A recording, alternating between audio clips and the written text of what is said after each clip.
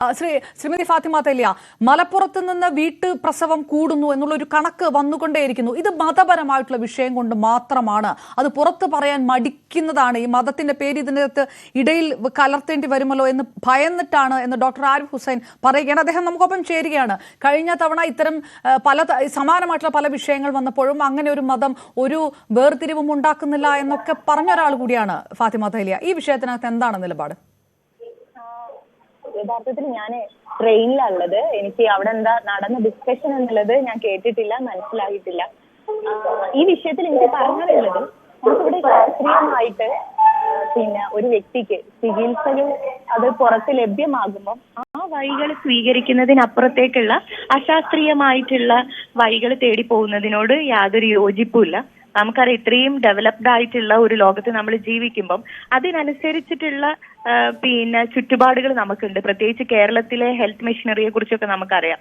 അപ്പൊ അങ്ങനെ ആകുമ്പം ആ കാര്യങ്ങളെ മലപ്പുറം പോലെയുള്ള ജില്ലയിലൊക്കെ ഹോസ്പിറ്റലുകൾ, ഗവൺമെന്റ് ഹോസ്പിറ്റലുകളൊക്കെ ഇഷ്ടം പോലെ ഉണ്ട്. അപ്പൊ അതൊക്കെ യൂട്ടിലൈസ് ചെയ്യുക എന്നുള്ളതാണ് ചെയ്യാൻ പറ്റുന്നത്. അതിനപ്പുറത്തേക്ക് ഓരോരുത്തരും സ്വയം ചികിത്സ എന്ന് പറയുന്ന രൂപത്തിലേക്ക് പോകുന്നതിനോട് എനിക്ക് യോജിപ്പില്ല. പിന്നെ ഇതിലേക്ക് നിങ്ങൾ മതം വലിച്ചേക്കേണ്ട കാര്യമില്ല എന്ന് തന്നെയാണ് ഞാൻ വിശ്വസിക്കുന്നത്. അതുമായി ബന്ധപ്പെട്ട് പറയുന്നവർക്ക് അതിൽ നിന്ന് പ്രത്യേകിച്ച് എന്തെങ്കിലും എടുക്കാനുണ്ട് എന്നാണ് എന്റെ അഭിപ്രായം. അങ്ങനെയാണെങ്കിൽ ഒരുപക്ഷെ മറ്റ് സമുദായങ്ങളിൽ ഇത് ഉണ്ടാകണം, അല്ലെങ്കിൽ വേറെന്തെങ്കിലും ഒരു റീസൺ മലപ്പുറത്തു നിന്നൊക്കെ അതിനുണ്ടാകണം. ഇതൊന്നും അല്ലെങ്കിൽ പിന്നെ എന്താണ് റീസൺ? ഈ ഔറത്ത് അടക്കമുള്ള ചില കാര്യങ്ങളൊക്കെ പറഞ്ഞുകൊണ്ട്, ഹിജാബ് നിയമങ്ങളൊക്കെ പറഞ്ഞുകൊണ്ടുള്ള ചില വിശ്വാസങ്ങൾ, അത് മതവിശ്വാസത്തെ ദുരുപയോഗം ചെയ്യലാവും. അതല്ലെങ്കിൽ പിന്നെ മറ്റെന്താണ്? ഉസ്താദുമാരാണല്ലോ ഈ പറഞ്ഞുകൊണ്ടിരിക്കുന്ന വീഡിയോയിലെല്ലാം ഉസ്താദുമാരാണല്ലോ, മതവേഷം കെട്ടിയ ഉസ്താദുമാരാണല്ലോ. ഇപ്പൊ ഈ ലാസ്റ്റ് കേസിൽ അങ്ങനെ സംഭവിച്ചു എന്ന് പറഞ്ഞത് ശരിയാണ്. പക്ഷെ ഇതിലേക്ക് ഇപ്പൊ നിങ്ങൾ പറയുമ്പോൾ ഹിജാബ്, നിക്കാബ് അല്ലെങ്കിൽ വസ്ത്രധാരണം, വിശ്വാസം, അതും ഈ പറയുന്ന സംഭവവുമായി ബന്ധപ്പെട്ടിട്ട് ഞാൻ പറഞ്ഞല്ലോ, അന്ധവിശ്വാസങ്ങൾ പല രൂപത്തിൽ പല ആളുകളിൽ വ്യത്യസ്ത കാര്യങ്ങളിലുണ്ട്. അത് നമ്മൾ ഈ മതവും മതപണ്ഡിതന്മാരും മതവിശ്വാസവും എന്നൊക്കെ പറയുന്നതുമായിട്ട് കൂട്ടി യോജിച്ചുകൊണ്ട് അത്തരത്തിലുള്ള ഒരു ഫോബിയ വളർത്തുന്നതിനോട് ഞാൻ യോജിക്കുന്നില്ല എന്നാണ് ഞാൻ പറഞ്ഞു വെക്കുന്നത്. എന്നാലും ഇത്തരത്തിൽ, അതായത് ഇങ്ങനെ ആരോഗ്യവുമായി ബന്ധപ്പെട്ടുകൊണ്ട് ഒരു അമ്മയുടെ ഒരു കുഞ്ഞിന്റെ ഒക്കെ സ്ഥിതി, അവരുടെ ഹെൽത്ത് അല്ലെങ്കിൽ അവരുടെ ലൈഫ് ഒരു വലിയ ഒരു ക്രൈസിസിലേക്ക് പോകുന്നുണ്ട് എങ്കിൽ, അല്ലെങ്കിൽ അത്തരത്തിലുള്ള ഒരു സന്ദർഭം ഉണ്ടാക്കുന്നുണ്ട് എങ്കിൽ അതിൽ കൃത്യമായിട്ട് മതപണ്ഡിതന്മാരും മത നേതാക്കന്മാരും ഉൾപ്പെട്ടുകൊണ്ടുള്ള ഒരു ബോധവൽക്കരണം ആവശ്യമാണ്. അതാണ് ഫാത്തിമ, അങ്ങനെ ഒരു ബോധവൽക്കരണമില്ല. എന്ത് പറഞ്ഞാൽ ഇപ്പൊ പറഞ്ഞ പോലെ എന്ത് പറഞ്ഞാലും അതൊരു ഫോബിയ വളർത്തുകയാണോ എന്ന് ചോദിച്ചു കഴിഞ്ഞാൽ, ഈ മതത്തിന്റെ പേര് പറഞ്ഞ് പിന്നെ എന്തും നടപ്പാക്കാം, എന്തും പറയാം, ആരും ഒന്നും ചോദിക്കില്ല എന്നുള്ളൊരു ഒരു മുൻവിധിയും അങ്ങനെ ഒരു പൊതുബോധവും ഒക്കെ സൃഷ്ടിക്കലല്ലേ. തെറ്റുണ്ടെങ്കിൽ അത് തിരുത്തണം. അത് മതത്തിന്റെ പേരോ ദുർവ്യാഖ്യാനിച്ചിട്ടാണെങ്കിൽ അതും തിരുത്തണം. അത് സമുദായത്തിനകത്തുനിന്ന് വരണ്ടേ? അതുണ്ടാകുന്നില്ലല്ലോ. അല്ല, നമ്മൾ അതിനെ തീർത്തും അങ്ങനെ ഉണ്ടാവുന്നില്ല എന്നൊന്നും പറയാൻ പറ്റില്ല. അപ്പൊ ഈ വിഷയത്തിൽ തന്നെ പല ആളുകളും പ്രതികരിച്ചത് നമ്മൾ കേട്ടിട്ടുണ്ട്. അതിൽ ഒരു വിഭാഗത്തിൽപ്പെട്ട ആളുകളുടെ പ്രതികരണം മാത്രം എടുക്കുന്നതിന്റെ പ്രശ്നമാണ്. അതിനല്ലാതെ അതിനപ്പുറത്തുള്ള പ്രതികരണങ്ങളും വന്നിട്ടുണ്ട്. നിങ്ങൾ ഹോസ്പിറ്റലുകളിൽ നിങ്ങൾ ഇത്തരത്തിൽ പ്രസവം വന്നാൽ ഹോസ്പിറ്റലുകളിലേക്ക് പോകണം, ആശാ വർക്കർമാരുണ്ട്, അതേപോലെ ഗവൺമെന്റ് മെഷീനറി ഉണ്ട്, ഇതൊക്കെ ഉപയോഗപ്പെടുത്തണം എന്ന് പറയുന്ന രൂപത്തിലുള്ള പ്രതികരണങ്ങളും വരുന്നുണ്ട്. അപ്പം ബോധവൽക്കരണങ്ങളുണ്ട്. എന്നാൽ അതിനപ്പുറത്തേക്ക്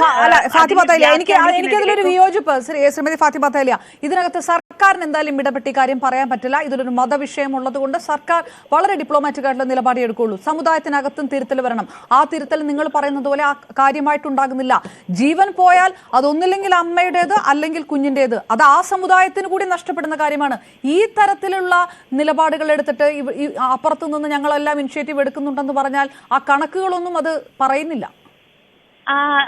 എനിക്ക് തോന്നുന്നത് എന്താ പറയുക, നമ്മള് നഷ്ടം അത് സമുദായത്തിന് എന്ന് പറയുന്നതിനപ്പുറത്തേക്ക് ഇവിടെയുള്ള ഹ്യൂമൻ റിസോഴ്സ് ആണ് നഷ്ടപ്പെട്ടു പോകുന്നത്, നമ്മുടെ രാജ്യത്തിന് അല്ലെങ്കിൽ നമ്മുടെ പൊതു സ്വത്തിൽപ്പെട്ട. പക്ഷെ അത് ഞാൻ എന്തിനാണ് അങ്ങനെ ഒരു ഡിഫറൻഷിയേഷൻ പറഞ്ഞത് എന്ന് വെച്ചാൽ, ഒരിക്കലും സർക്കാരിന് അത് പറയാൻ പറ്റില്ലല്ലോ. സർക്കാർ പറയുമ്പോൾ മതവികാരം വ്രണപ്പെടുത്തി എന്ത് തരത്തിലുള്ള ആരോപണങ്ങൾ ഉണ്ടാവും. മുസ്ലിം സമുദായം മാതൃകയാകണ്ടേ? നിങ്ങളല്ലേ അതിനകത്ത് നിന്നുകൊണ്ട് ആ കണക്ക് കുറയ്ക്കാൻ ശ്രമിക്കേണ്ടത്. അപ്പോൾ ആ തരത്തിൽ പറയേണ്ടതായി വരും.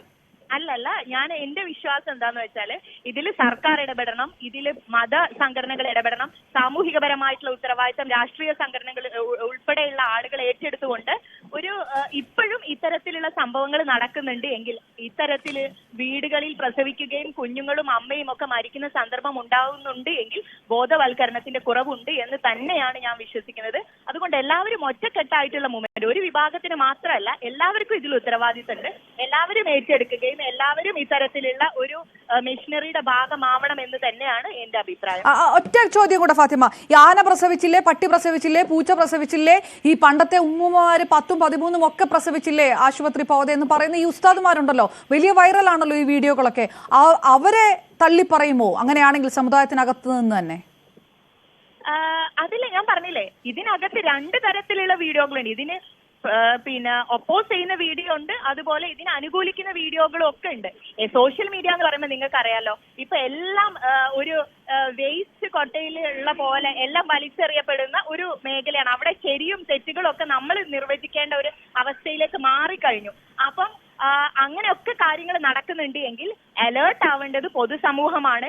ശരിയുള്ളതിനെ സ്വീകരിക്കാൻ, ആളുകളെ ബോധ്യപ്പെടുത്താൻ, പിന്നെ ഇവിടെയുള്ള കാര്യങ്ങൾ ആളുകൾക്ക് പിന്നെ ഈ എന്താ പറയാ ഹെൽത്ത് മെഷീനറി ഇവിടെ ആക്റ്റീവ് ആണ് എന്ന് ബോധ്യപ്പെടുത്താനൊക്കെ നമുക്ക് പറ്റേണ്ടതുണ്ട് എന്നാണ് എന്റെ അഭിപ്രായം. ഓക്കെ, നന്ദി ഫാത്തിമ തഹ്ലിയ.